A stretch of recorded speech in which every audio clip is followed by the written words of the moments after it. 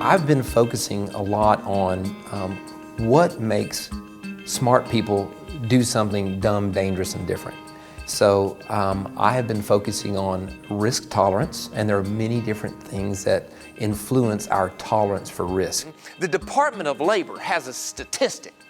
They say that 90% of the incidents and accidents that come across their desk are behavior related.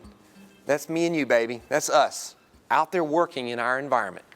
And we have good intentions, don't get me wrong. All we're doing, see, is just getting ourselves to re-engage and rethink and refocus our behaviors.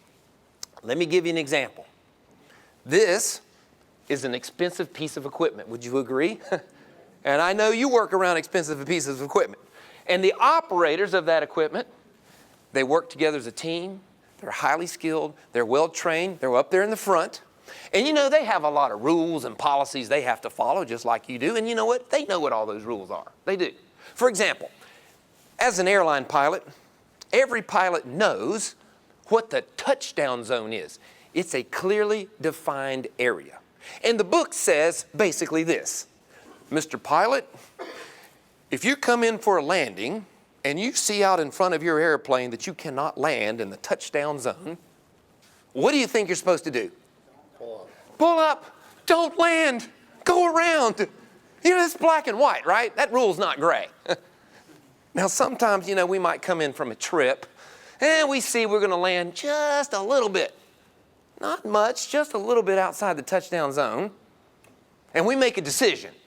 And it is a decision to go ahead and land anyway.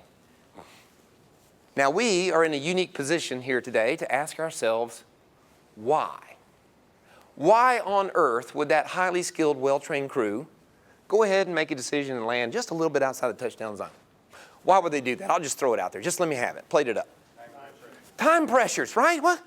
You guys aren't under any kind of time pressures, are you? Right? So we're starting to dig into what influences human behaviors, okay? So time pressures is one. Now, time pressures can be interesting. It can be perceived pressure or real pressure from above you, right? Or it can be internal. So you got to pay attention to your internal pressures, okay? So that's one thing. Why else would they do that? Why? Overconfidence. Man, I got this. I'm good at this. I've seen this done before. Right? I got this. Watch this, right? Usually it's hold my beer and watch this, but you can't do that. You can't do it here, you know. Why else? Anybody? I'll throw it out. Point of no return, you know, yeah, maybe. I've heard people say, what about personal pride? A lot of times we make a mistake and we look over our shoulder after we've made that mistake and we hope what? Well, we are cut from the same cloth, aren't we? Hope nobody saw us, right? See, that's all those leading indicators. And that's important information. If people are making mistakes and they want to cover it up. We'll get into how to open people up to talk more about the mistakes they make later on. So, you know, here's the thing. We could pontificate all morning about why that crew would do that, because what's most personal is most common. The issues that Scott here is facing every day, same issues that he's facing, and you and you and you. So it's very good for you guys to get together and talk openly with one another. Because if you think your issue is only to you, everybody else is facing the same thing.